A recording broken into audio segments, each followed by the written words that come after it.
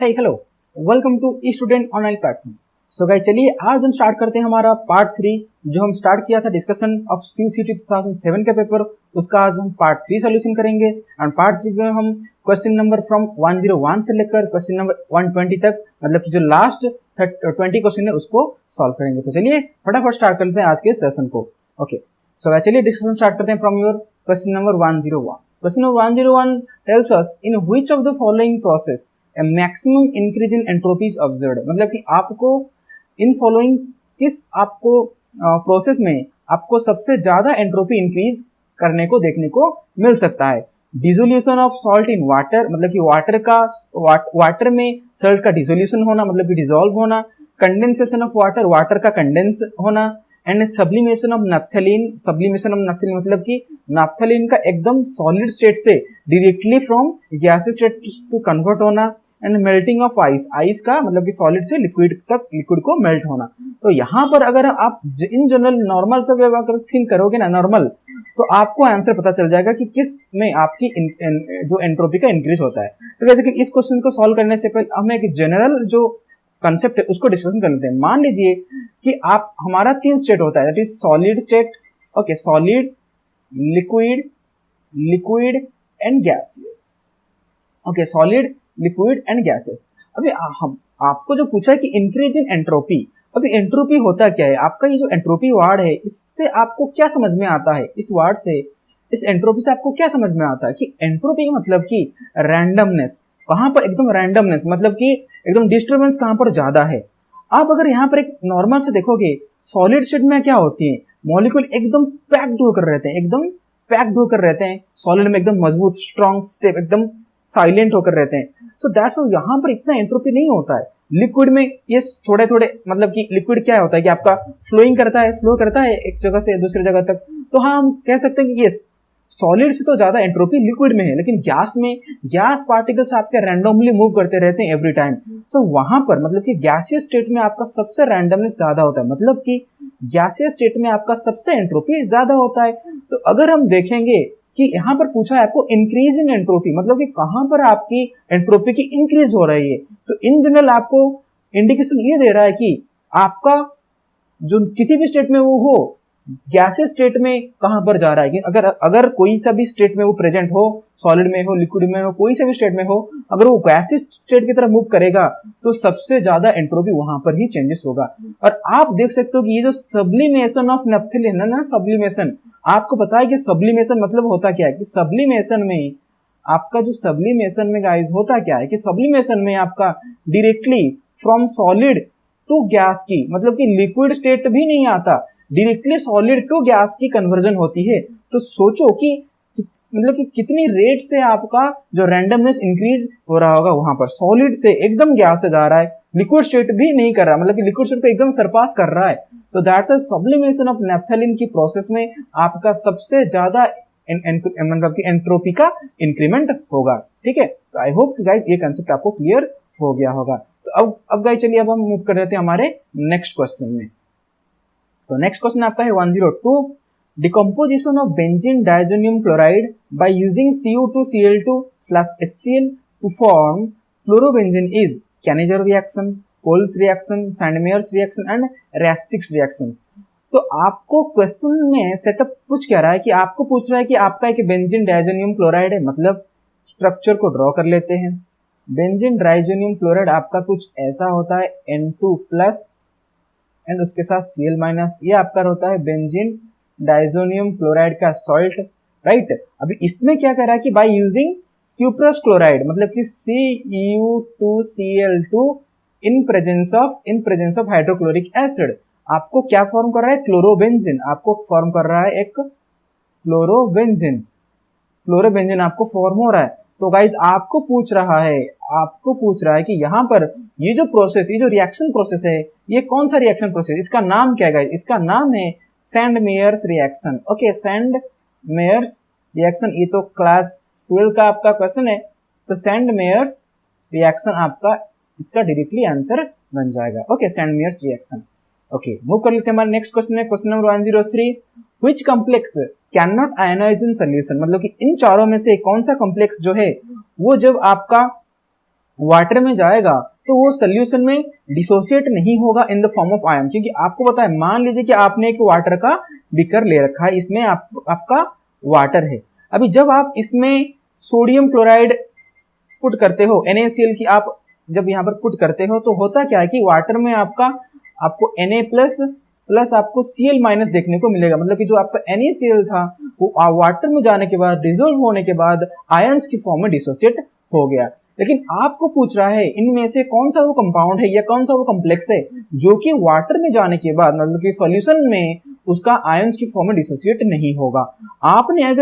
आपने अगर coordination chemistry में एक जनरल कंसेप्ट पढ़ा होगा कोऑर्डिनेशन कंपाउंड का, जो कॉम्प्लेक्स कोऑर्डिनेशन कॉम्प्लेक्स जो होते हैं, वहां पर होता क्या है कि जो कैटायनिक पार्ट और जो एनायनिक पार्ट होती है, मतलब कि जो कॉम्प्लेक्स पार्ट एंड जो नॉन कॉम्प्लेक्स पार्ट होती है, वही आपका क्या होता है कि आपका जब आपका वाटर में जाते हैं वो डिसोसिएट हो जाते हैं। मतलब फॉर एग्जांपल हम फर्स्ट केस के ही एग्जांपल देते हैं। फर्स्ट केस में आपका है प्लेटिनम एमोनिया का होल 6 एंड क्लोरीन का 4 अमाउंट है।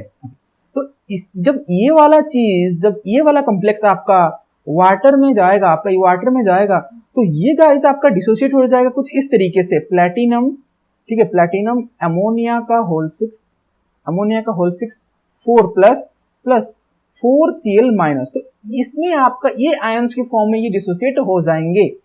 ये ऐसा डिसोसिएट क्यों हुआ? क्योंकि according to the rule of coordination complex, जो आपका आयनिक स्फीयर में जो प्रेजेंट है वो आपका एकदम वैसा का वैसा ही रहेगा। उसके साइड में जो बाहर जो जुड़ा है उसके साथ, वो आपका डिसोसिएट हो जाता है जब वो वाटर में जाता है। तो आपका ये जो कॉम्प्लेक्स में जो ब्रैकेट के अंदर जो चीजें हैं वो एकदम वैसा का वैसा रहता है, उसकी आइडेंटिटी में कोई भी चेंजेस नहीं दिखने को मिलता है।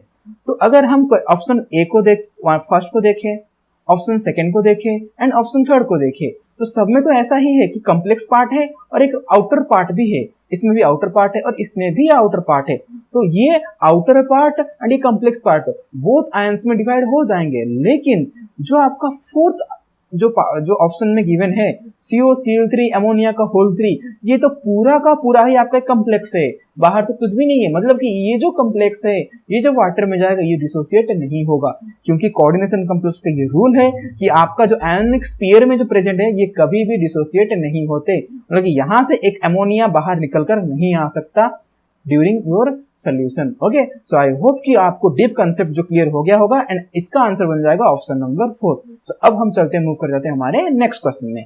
तो नेक्स्ट क्वेश्चन हमारा है 104। Considering the reaction carbon solid phase में है plus oxygen gaseous gives rise to CO2 gas plus 393.5 kilojoule की आपकी हीट जनरेट हो रही है। The sign of delta H, delta S and delta G respectively are। तो आपको पूछ रहा है कि इस आपकी रिएक्शन के लिए फॉर दिस रिस्पेक्टिव आपके रिएक्शन आपका delta H, delta S and delta G, मतलब कि change in enthalpy, change in entropy and change in Gibbs free energy का जो साइन है वो क्या रहेगा। ओके, चलिए इसको हम डिटेल डिस्कशन करते हैं। देखिए इस क्वेश्चन में आपका रिएक्शन क्या है कि कार्बन जो है वो सॉलिड स्टेट में प्रेजेंट है, ऑक्सीजन जो है वो गैसियस स्टेट में प्रेजेंट है, gives rise to carbon dioxide बना रहे हैं प्लस 393.5 किलोजूल की आपकी हीट रिलीज हो रही है। आपको पता है जब किसी रिएक्शन में प्रोडक्ट के साइड पे आपको हीट जनरेट होता हुआ दिखता है तो हम उस टाइप के रिएक्शन को क्या कहते हैं? हम कहते हैं ये वाला रिएक्शन आपका एक्सोथर्मिक रिएक्शन है। मतलब कि उस रिएक्शन में आपका हीट इवॉल्व हुआ, आपको हीट फील हुआ, आपको गर्मी फील होगी, हीट इवॉल्व होगी। ओके, तो ये आपका गाइस एक्सोथर्मिक रिएक्शन में चला जाएगा। अभी एक्सोथर्मिक रिएक्शन के लिए कंडीशन आपको ये पता है कि एक्सोथर्मिक रिएक्शन के लिए आपका जो चेंज इन एंथैल्पी जो वैल्यू होती है वो नेगेटिव होती है। मतलब कि यहाँ पर आपका -393.5 किलोजूल आपका ये आंसर इसका, मतलब कि जो डेल्टा H की वैल्यू ये आएगा, मतलब कि डेल्टा H की जो साइन है वो आपका नेगेटिव में आएगा। अभी आपको पता है कि किसी भी रिएक्शन को फेवरेबल होने के लिए उसको स्पॉन्टेनियस होना बेहद ही जरूरी है। मतलब कि अगर ये रिएक्शन को फेवरेबल होना है, carbon plus oxygen gives rise to carbon dioxide देना है, तो इस रिएक्शन के लिए आपका ये रिएक्शन स्पॉन्टेनियस होना मैंडेटरी है, स्पॉन्टेनियस होना मैंडेटरी है। अब स्पॉन्टेनियस के लिए आप कैसे चेक करते हो मैथमेटिकली? स्पॉन्टेनियस के लिए गाइस आपका जो डेल्टा जी की वैल्यू जो है वो नेगेटिव आनी चाहिए, नेगेटिव आना चाहिए एंड नेगेटिव आना चाहिए एंड उसके साथ साथ आपका जो चेंज इन एंट्रोपी की वैल्यू, एंट्रोपी आपका हमेशा पॉजिटिव होना चाहिए।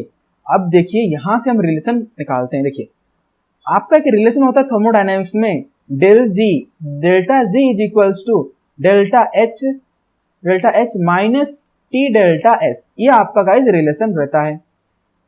अब ये जो रिएक्शन को फेवरेबल होने के लिए आपका यहाँ पर डेल्टा जी की वैल्यू नेगेटिव आना है। अभी आपको यहाँ पर डेल्टा एच गिवन है minus T delta S given है। अभी आपको पता चल गया कि डेल्टा एच ऑलरेडी आपका नेगेटिव में है, मतलब कि आप यहाँ पर नेगेटिव पुट कर सकते हो। अभी आपको यहाँ पर नेगेटिव लाना ही लाना है। तो क्या सेटअप रह सकता है कि हम यहाँ पर नेगेटिव ला सकते हैं। ओके, तो यहाँ पर गाइज अगर हम देखें तो माइनस टी डेल्टा एस यहाँ पर प्रेजेंट है। अभी मान लीजिए कि यहाँ पर अगर डेल्टा एस की जगह पर पॉजिटिव आ जाए, मतलब कि डेल्टा एस आपका जो एंट्रोपी की वैल्यू है रैंडमनेस है वो अगर पॉजिटिव रहे,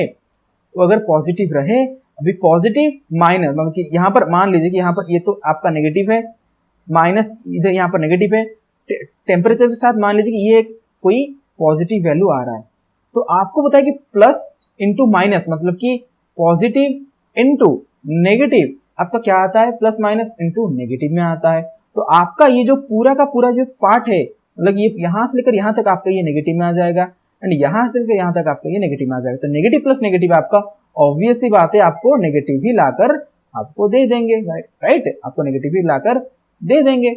सो दैट्स व्हाई यहाँ पर आपका जो डेल्टा एच की वैल्यू वो नेगेटिव रहना चाहिए। अगर हम यहाँ पर लिखें तो यहाँ पर गाइज आपको जो डेल्टा एच की वैल्यू है वो आपको नेगेटिव रहना चाहिए, डेल्टा एस की वैल्यू जो आपको हमेशा पॉजिटिव रहना चाहिए एंड डेल्टा जी की वैल्यू नेगेटिव रहना चाहिए, मतलब किसी भी रिएक्शन को पॉसिबल होने के लिए, क्योंकि डेल्टा जी की वैल्यू जब नेगेटिव रहता है, अभी डेल्टा जी की वैल्यू क्यों नेगेटिव रहता है कि डेल्टा जी की वैल्यू अगर नेगेटिव रहेगा तभी आपका रिएक्शन जो है वो स्पॉन्टेनियस हो पाएगा guys, right. So guys I hope कि आपको ये क्वेश्चन एकदम क्लियर होगा एंड ये जो डाटा आया, मतलब कि delta S and delta G की वैल्यू का साइन जो हमने डिराइव किया, आई होप कि आपको क्लियर हो गया होगा। तो इसके हिसाब से हमारा करेक्ट आंसर बन जाएगा first negative positive negative. Okay, यहाँ पर भी था आपका negative positive and negative, right.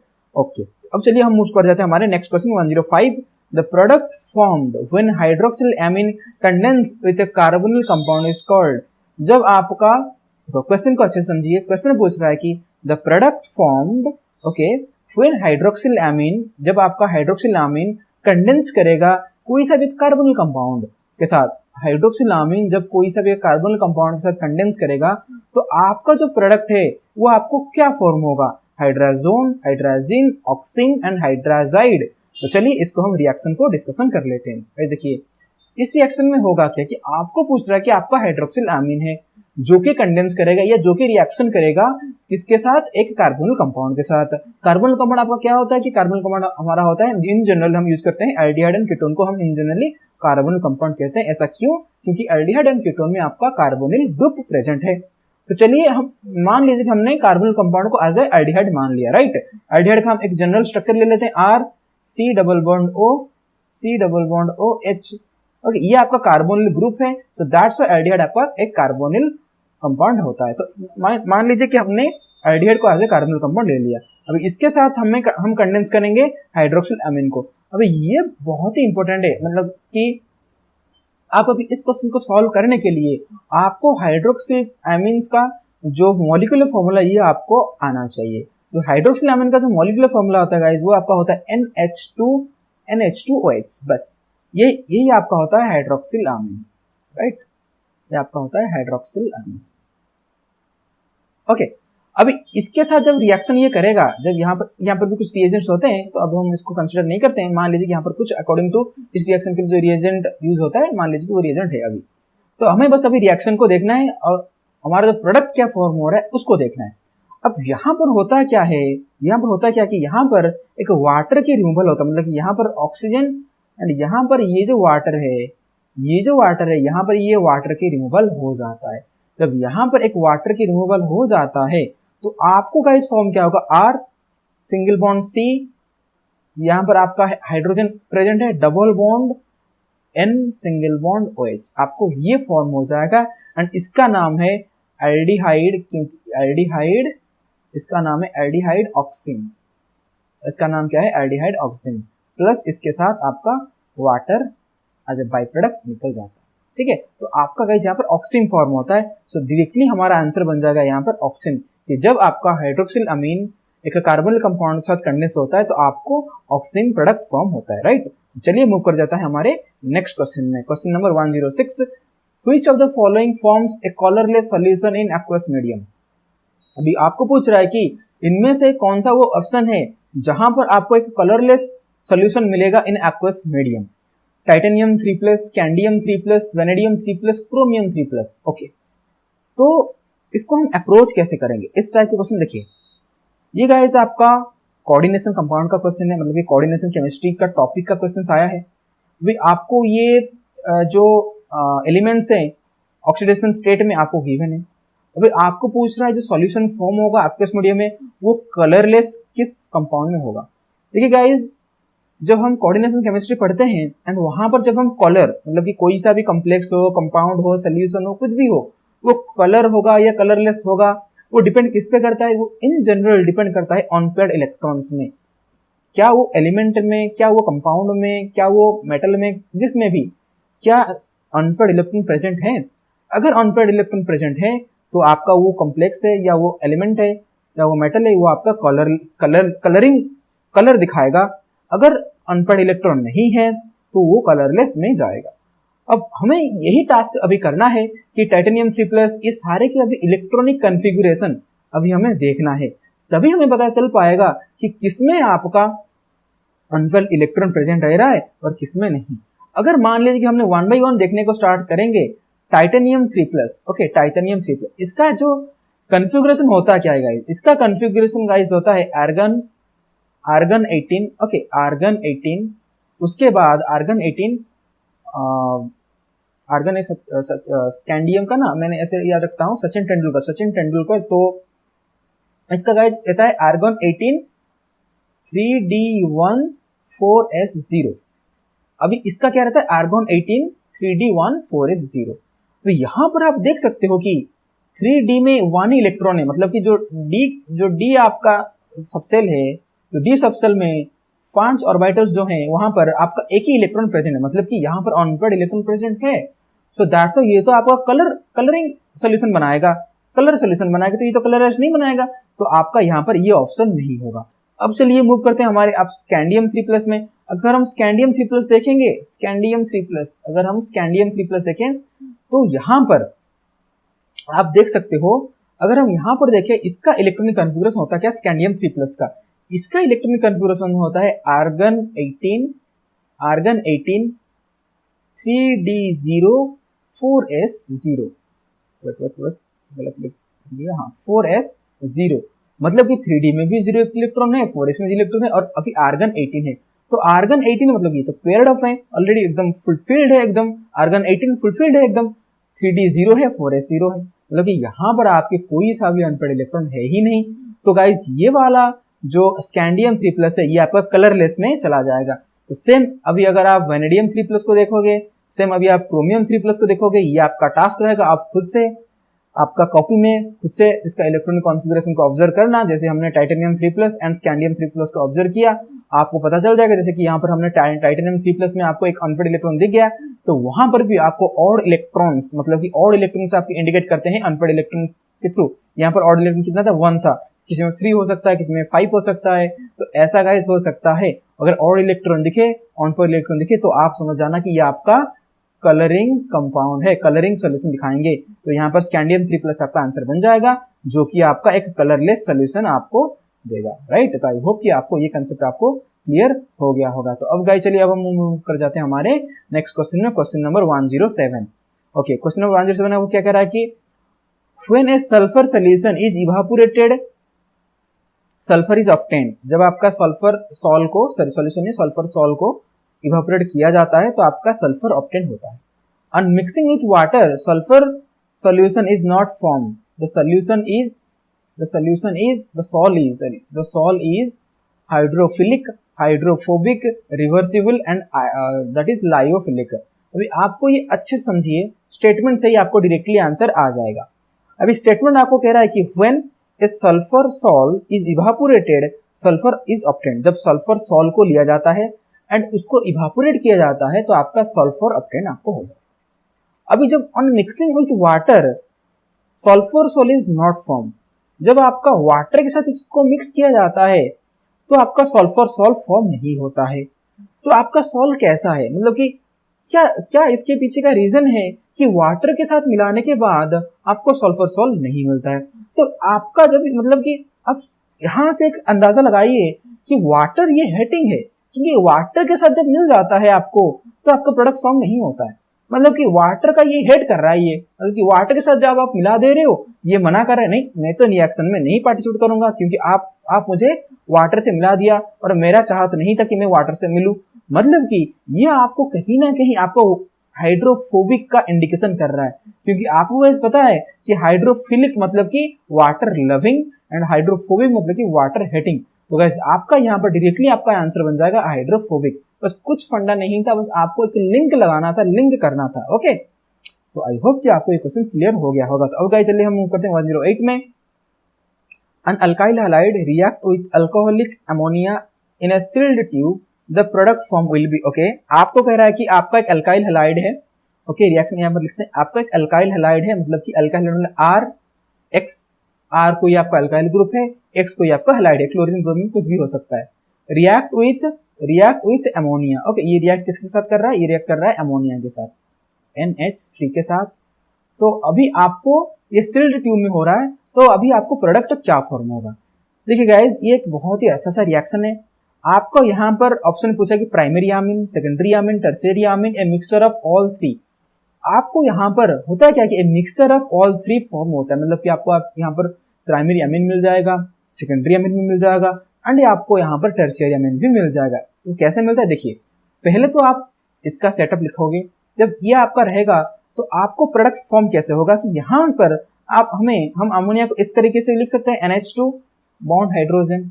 अभी होता कि यहाँ पर आपका HX, मान लीजिए कि अगर यहाँ पर Cl होता तो HCl निकल जाते, ब्रोमीन होता तो HBr होकर निकल जाते। तो मतलब यहाँ पर HX यहाँ पर निकल हो जाते हैं, तो आपका फॉर्मेशन हो जाता है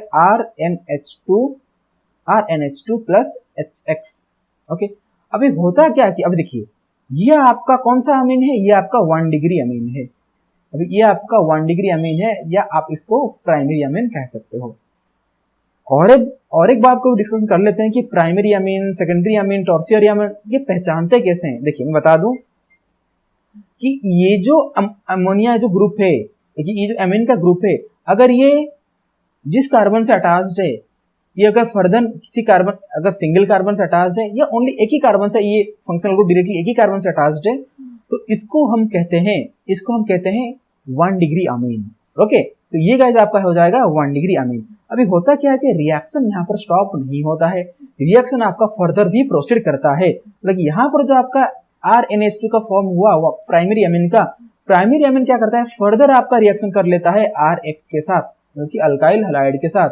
अभी होता क्या कि यहाँ पर सेम RNH2 को हम NH सिंगल बॉन्ड H ऐसे लिख सकते हैं, तो यहाँ पर भी आपका एक HX का रिमूवल हो जाता है, तो आपको यहाँ पर फॉर्म हो जाएगा R and NH।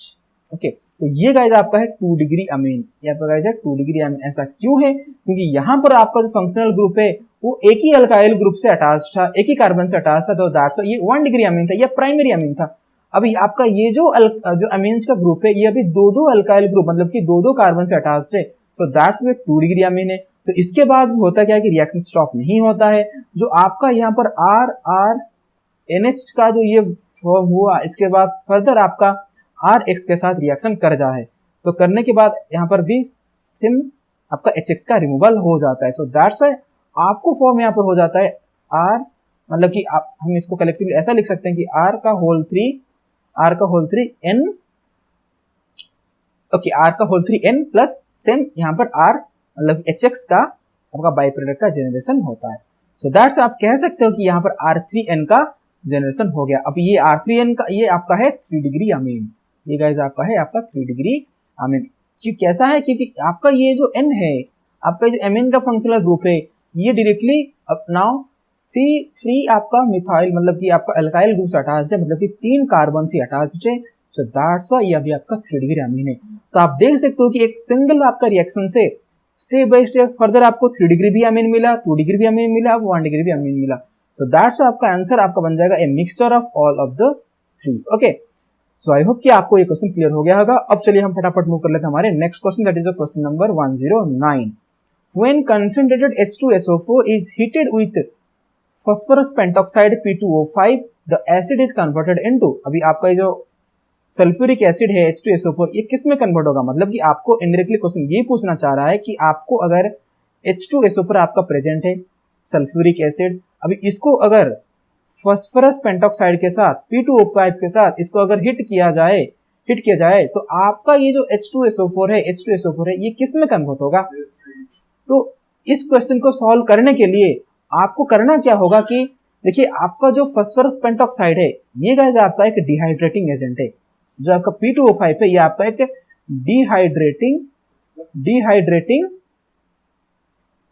Dehydrating agent है।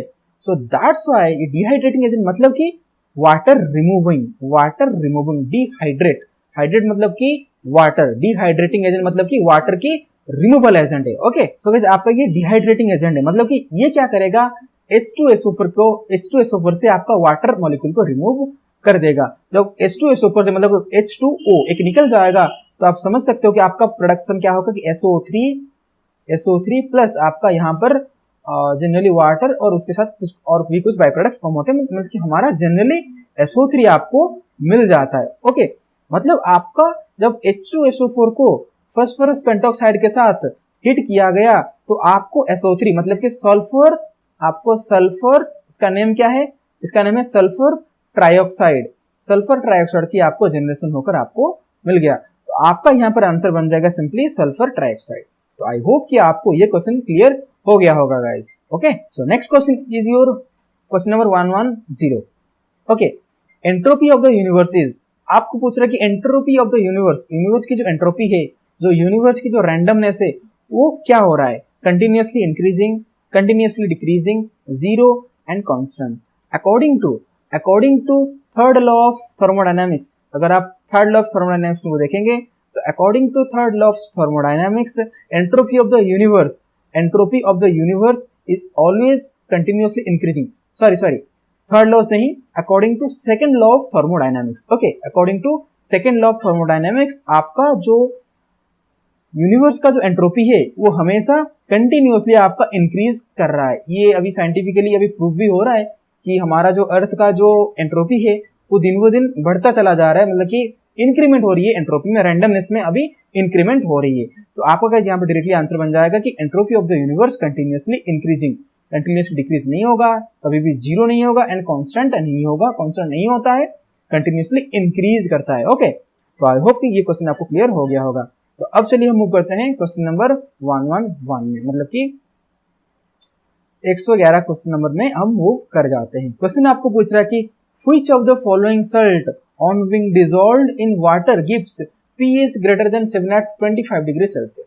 मतलब कि यहाँ से जो सॉल्ट आपको गिवन है, which of the following salt, इन चारों में से कौन सा सॉल्ट जब आपका वाटर में डिसॉल्व होगा तो उस जो सोल्यूशन बनेगा, मतलब कि आपका जो वाटर है उसमें आपने सॉल्ट को डाला तो आपका जो सोल्यूशन बना उस सोल्यूशन का pH 25 डिग्री सेल्सियस, मतलब कि रूम टेम्परेचर में कब pH से, मतलब कि pH की वैल्यू 7 से ज्यादा होगा, मतलब कि एक बेसिक सोल्यूशन का आपको इंडिकेशन मिलेगा। तो गाइस अगर यहाँ पर हम देखें, यहाँ पर अगर हम डिस्कशन करेंगे तो जैसे कि 1 by 1 चलिए डिस्कशन करते हैं। NH4CN को पहले डिस्कशन करते हैं।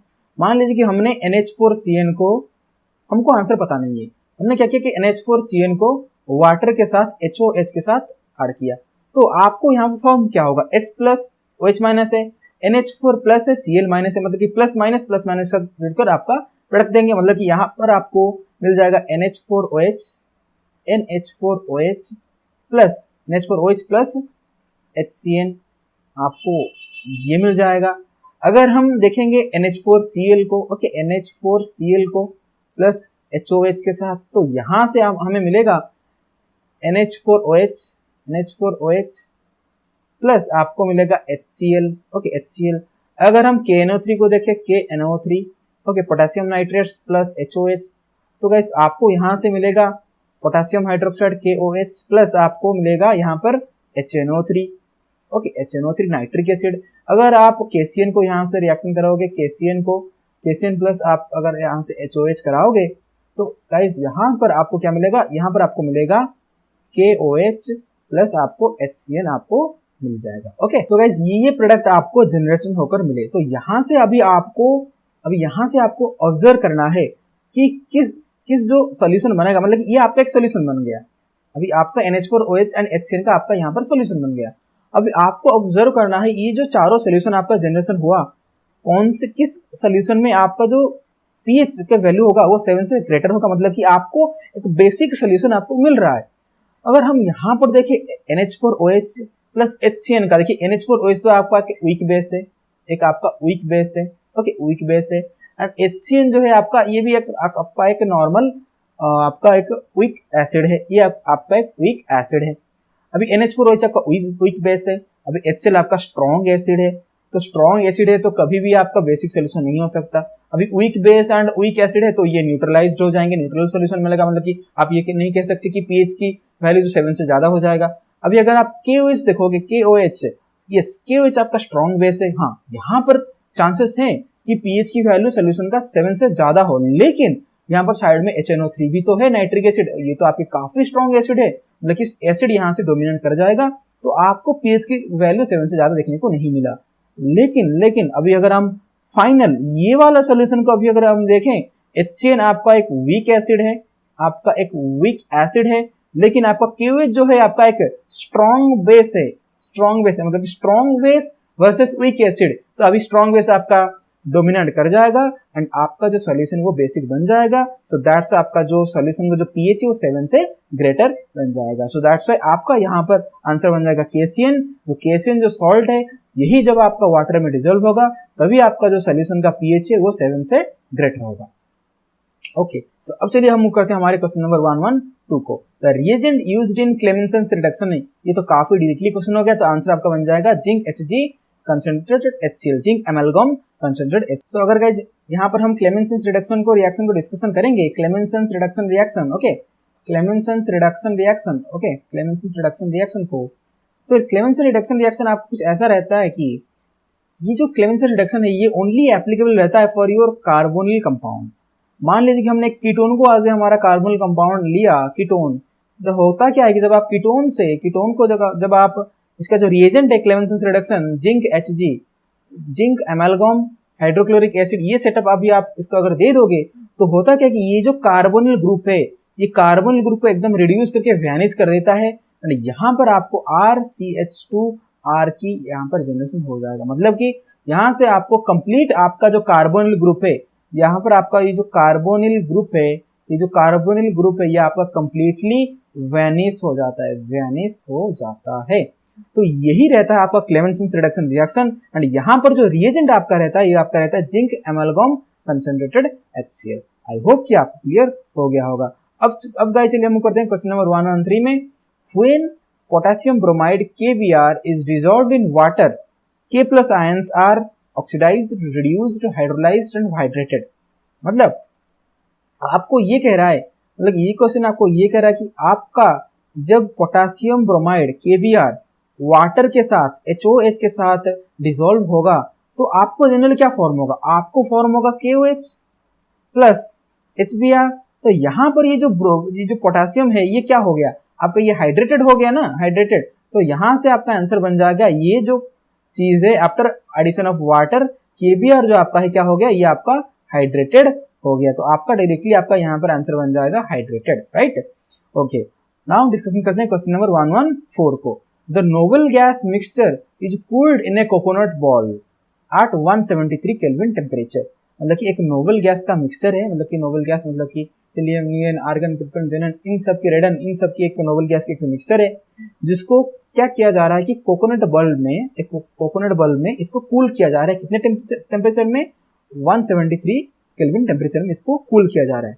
The gas that are not absorbed are, मतलब कि होता क्या है कि ये जो कोकोनट वॉल्व में जो नोबल गैस के मिक्सचर को जो कूल किया जाता है, इसमें गैस होता क्या है कि ये जो प्रोसेस है ये किस लिए अप्लाई किया जाता है, ये जो प्रोसेस है आपका नोबल गैस को मतलब कि नोबल गैस को क्या आइसोलेट करने के लिए, मतलब कि मान लीजिए कि आपको नोबल गैस का मिक्सचर है, हीलियम, आर्गन, क्रिप्टन, इन सब का मिक्सचर है।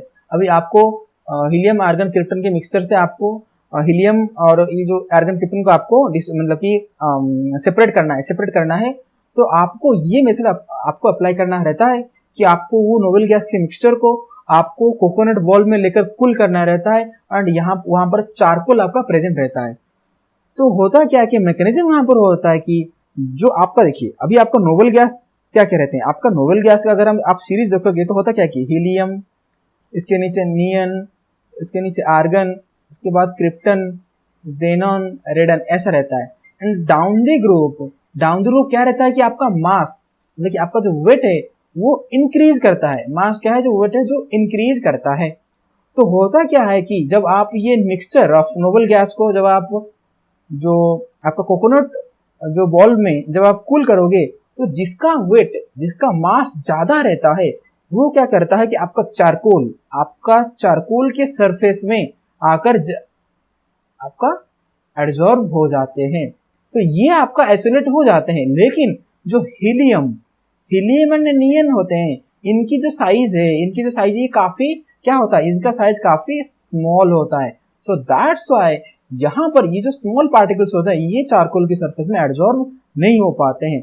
सो गाइज हमारा यहाँ पर डायरेक्टली हमारा ये आंसर बन जाएगा हीलियम एंड नियन, क्योंकि आपको पूछा है the gases that are not absorbed are, मतलब कि चारकोल की सरफेस में आपका कौन सा वो नोबल गैस है जो एब्जॉर्ब नहीं होता है, वो आपका होता है हीलियम एंड नियन। इसके पीछे का रीजन क्या है कि size factor. Okay, size factor इसके पीछे का आपका रीजन है। ओके, अब चलिए गाइस हम मूव कर लेते हैं क्वेश्चन नंबर 115 में। 115 आपको पूछ रहा है कि the volume of 10 normal and 4 normal HCl required to make 1 litre of 7 normal HCl, मतलब कि आपको पूछ रहा है कि 1 लीटर ऑफ 7 नॉर्मल HCl बनाने के लिए आपको कितने वॉल्यूम्स ऑफ 10 नॉर्मल एंड कितने वॉल्यूम्स ऑफ 4 नॉर्मल HCl आपको रिक्वायर्ड होगा। ठीक है, ये कुछ ऑप्शन का सेटअप है कि आपको यहाँ से क्या आपका आंसर हो सकता है। तो इस टाइप के क्वेश्चन को, ये आपका मोल कंसेप्ट का क्वेश्चन है, तो इस टाइप के क्वेश्चन को सॉल्व करेंगे। चलिए इस टाइप क्वेश्चन को हम सॉल्व कर लेते हैं। आपको यहाँ पर फॉर्मूला के थ्रू जाना पड़ेगा। ओके, फॉर्मूला के थ्रू आपको यहाँ पर जाना पड़ेगा। ओके, चलिए फॉर्मूला क्या होता है, आपने एक फॉर्मूला पढ़ा होगा मोल कंसेप्ट में, that is N1V1 plus N2V2। या आपने प्रैक्टिकल केमिस्ट्री में भी इस फॉर्मूला को बहुत ही अच्छे से पढ़ रखा होगा, that is N1V1 plus N2V2 equals to NV। अभी यहाँ पर V आपका जो V है ये टोटल वॉल्यूम है, वो क्या रिप्रेजेंट करता है, आपका V1 प्लस V2 को रिप्रेजेंट करता है। अभी यहाँ पर आपका जो क्वेश्चन में देखिए गाइस, आपको बनाना कितना है, 1 लीटर का, 1 लीटर का आपको सॉल्यूशन बनाना है। मतलब कि आपका जो फाइनल वॉल्यूम है, आपका जो टोटल वॉल्यूम है वो 1 लीटर का रहना चाहिए। मतलब आपका जो V की अमाउंट है वो आपका 1 लीटर का रहना चाहिए, 1 लीटर का। मतलब कि आपका इनडायरेक्टली आप ये कह सकते हैं कि V1 प्लस V2 जो है आपका 1 लीटर का आपका है। ओके, ये आपका काफी इंपॉर्टेंट आपको यहाँ पर रिलेशन मिल गया।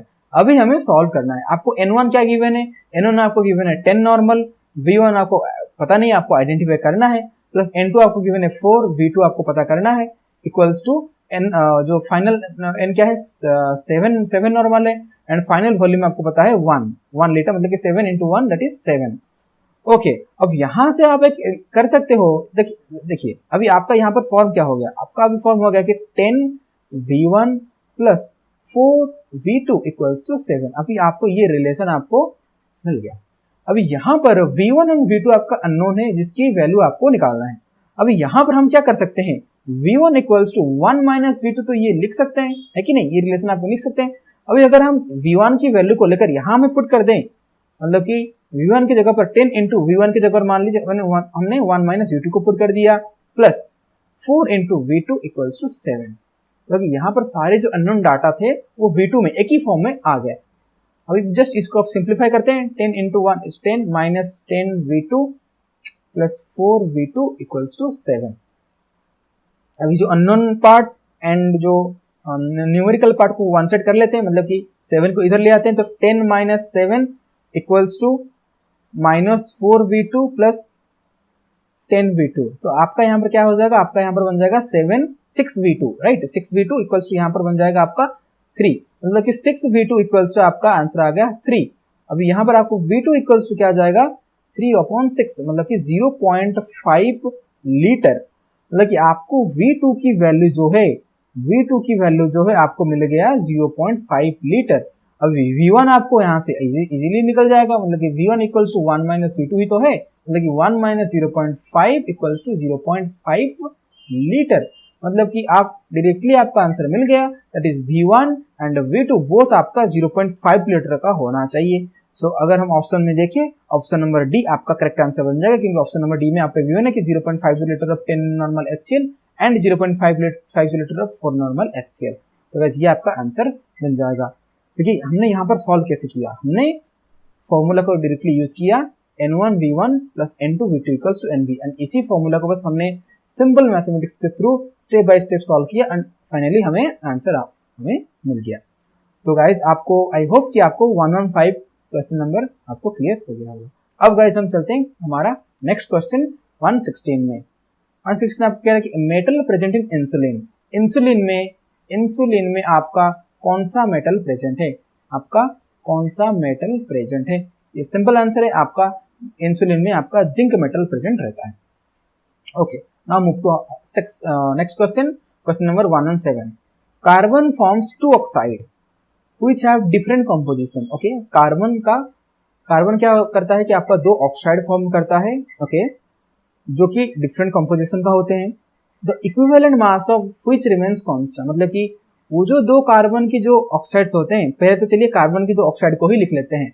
ओके, ये कार्बन आपका है, यहाँ पर आपके 2 कार्बन के ऑक्साइड फॉर्म होते हैं। एक आपको पता है कि कार्बन मोनोऑक्साइड, एक आपका होता है कार्बन डाइऑक्साइड। ये जो है आपके 2 आपका कार्बन का जो 2 ऑक्साइड की फॉर्म्स है। अभी आपको क्वेश्चन में ये पूछ रहा है कि the equivalent mass of which remains constant. अभी ये जो कार्बन मोनोऑक्साइड हो या कार्बन डाइऑक्साइड हो, इन दोनों में किसका इक्विवेलेंट मास है जो कांस्टेंट रहने वाला है। चलिए इसको हम कैलकुलेशन के थ्रू देख लेते हैं। ओके, अभी कार्बन से कार्बन मोनोऑक्साइड फॉर्म होता कैसा है। कार्बन मोनोऑक्साइड फॉर्म होने का रिएक्शन आपका है 2 carbon plus O2 gives rise to 2 CO2। मतलब अभी अगर हम यहाँ पर देखें, मतलब कि 2 कार्बन है, मतलब कि 2 into 12 प्लस 2 ऑक्सीजन, मतलब कि 16 into 2 दैट इज 32। ओके, ये आपका रिएक्शन कर रहे हैं। अगर यहाँ पर हम कार्बन की इक्विवेलेंट मास निकालें, आपको इक्विवेलेंट मास का फॉर्मूला पता होना चाहिए, that equivalent mass equals to, इसी फॉर्मूले के थ्रू ही हमारा आंसर हमें मिल जाएगा। That is equivalent mass equals to होता है mass of metal upon mass of oxygen. Okay, mass of oxygen into 8।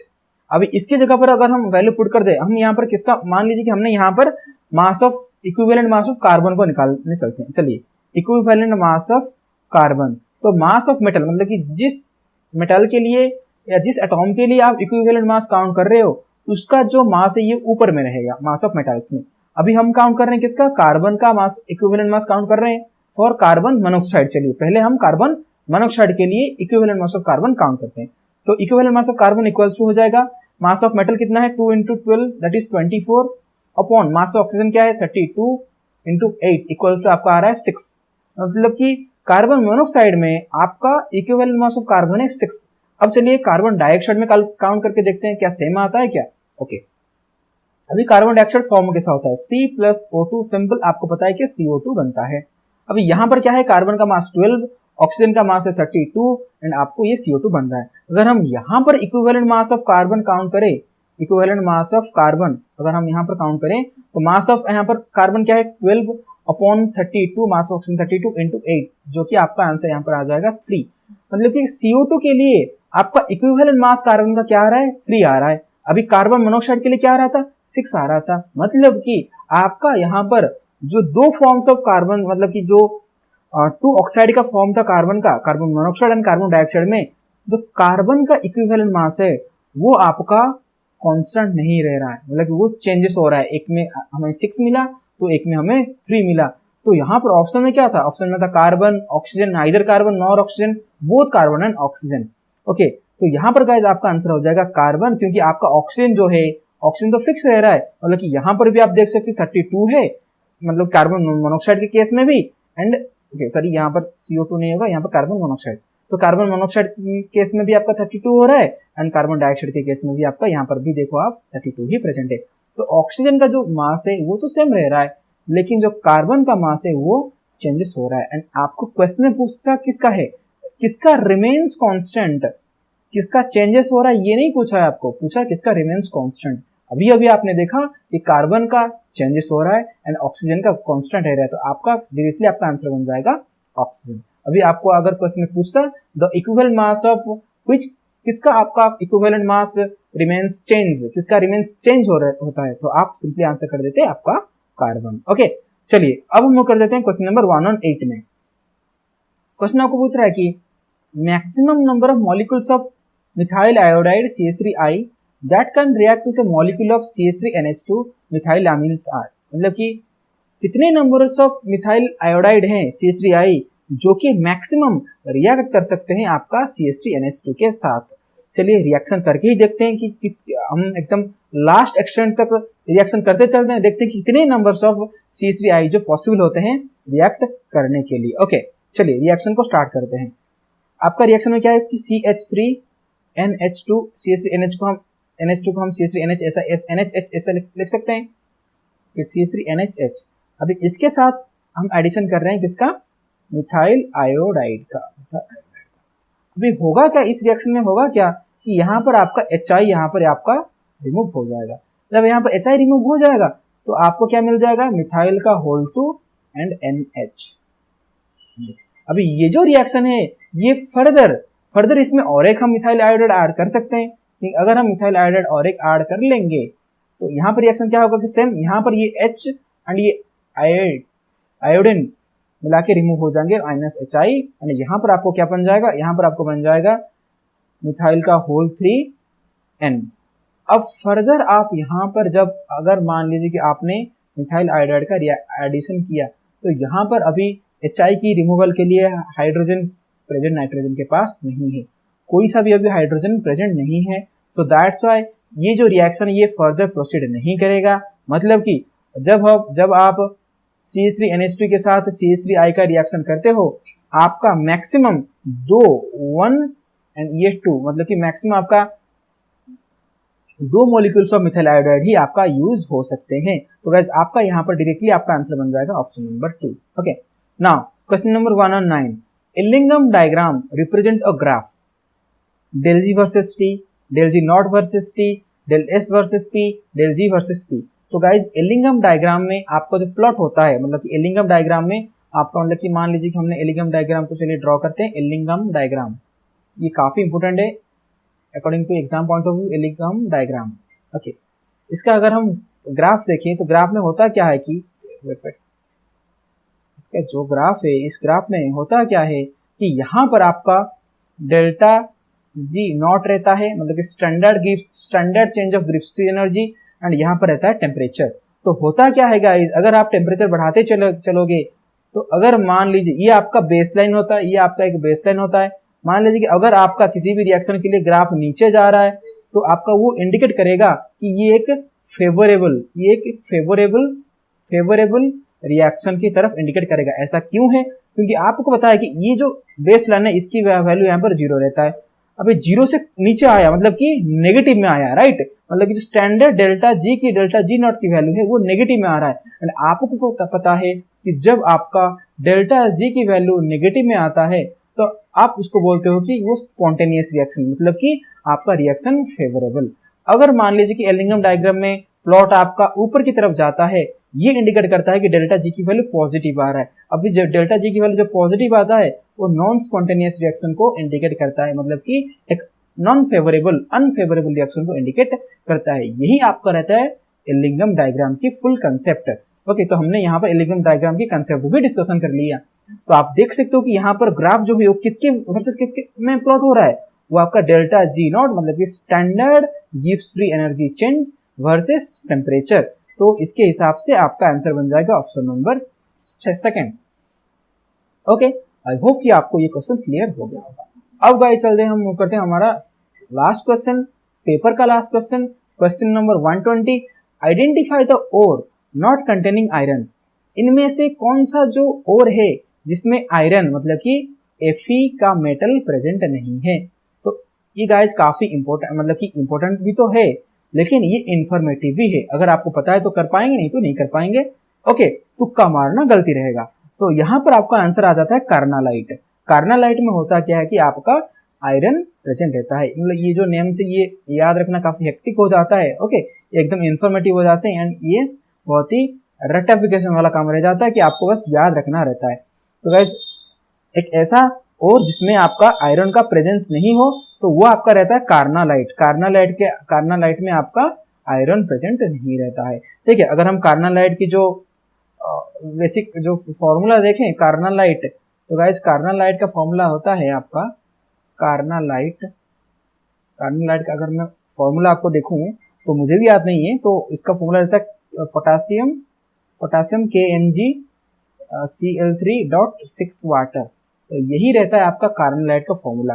अभी अगर हम बाकियों में देखें कि बाकियों में आप देख सकते हो कि आपका आयरन प्रेजेंट रहता है, क्योंकि जो आपका चाल्कोपाइरेट होता है, चाल्कोपाइरेट का फॉर्मूला रहता है कॉपर FeS2 CuFeS2 इसका फॉर्मूला रहता है। तो इसमें आप देख सकते हो कि आपका एक आयरन प्रेजेंट है। अगर आप सिडेराइट की बात करो, सिडेराइट इसमें आपका रहता है कि FeCO का होल 3 आपका रहता है सिडेराइट की फॉर्मूला। ओके सॉरी, CO का होल 3 नहीं, आपका रहता है formula FeCO3। Okay, iron carbonate आपका रहता है जिसको हम बोलते हैं सिडेराइट। अगर आप लिमोनाइट की बात करें, लिमोनाइट का फॉर्मूला रहता है आपका FeO, मतलब कि आयरन ऑक्साइड FeO होल में OH.N वाटर। ये गाइस आपका रहता है लिमोनाइट का फॉर्मूला। तो आप देख सकते हो कि चाल्कोपाइरेट हो, सिडेराइट हो, लिमोनाइट हो, सब में आपके आयरन मेटल आपको देखने को मिल जाएंगे। लेकिन आपका जो कार्नालाइट है, कार्नालाइट का आपका जो ग्रुप मतलब कि आपका इसका फॉर्मूला क्या है कि पोटेशियम MgCl3.6 वाटर। तो यहाँ पर आपको कोई सा भी आयरन मेटल देखने को नहीं मिल रहा। सो आपका यहाँ पर सिंपली आपका आंसर बन जाएगा आपका carnallite. Okay, so I hope कि आपको ये जो पार्ट 3 का 20 क्वेश्चन है फ्रॉम योर 101 से लेकर 120 तक आपको एकदम क्लियर हो गया होगा with concept. Okay, so I hope कि आपको सारे क्वेश्चन मतलब कि पेपर के पूरा सारे क्वेश्चन ऑल 60 क्वेश्चन आपको क्लियर हो गए होंगे। तो आप अच्छे से प्रैक्टिस करते हैं ये पेपर को। तो नेक्स्ट सेशन में हम नेक्स्ट पेपर के साथ मिलते हैं। तब तक के लिए गाइस अच्छे से पढ़ते रहिए गाइस। All the best.